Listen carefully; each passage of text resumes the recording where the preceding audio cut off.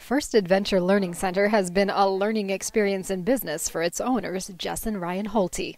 I had a dream to create something that was secure for families. I was that nervous mom that didn't want to drop my child off at daycare.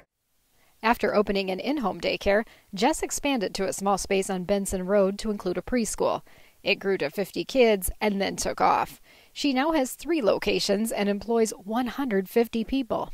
I never expected it. I pinch myself all the time, wondering how I got here.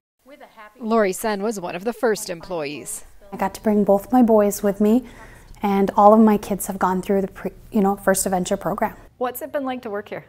It's been great. I've got to move up from within, and that's the great thing about First Adventure is they hire from within, they promote within.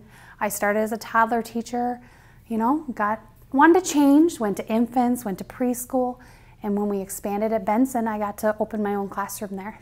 She's been promoted multiple times since and now serves as health and safety director over all 3 locations.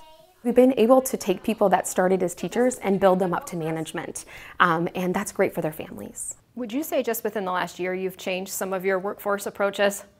Yeah, absolutely. A lot, actually. We've really had a look at last summer. It was a challenge. We got to this time of the year and we were not getting the employees that we needed in the door. And to create that quality that we want, we need people coming through the door. And so we changed a lot with our process, our interview process, asking them questions. What do they need? What's important to them? What's their future for them? Applicants at First Adventure now go through a more thorough hiring process. We give tours for the staff. We introductions. We try to let the girls try out different areas of classrooms so they can get a place that they're comfortable with. The age group, the people they're working with, because if they like the people they're working with and the age group they're working with, we have a higher chance of keeping them. I want every candidate that I interview to be the best candidate for First Adventure. I want to make sure that they're going to fit the dynamic, that they understand the curriculum and the expectations that we hold. We do have high expectations, but we also know that it needs to be fun and it needs to be positive and lighthearted sometimes. She says she makes an ongoing effort to show employees they're appreciated. These girls work really hard every day. They're not just babysitting. They're helping to raise these children while their families go off and build a career.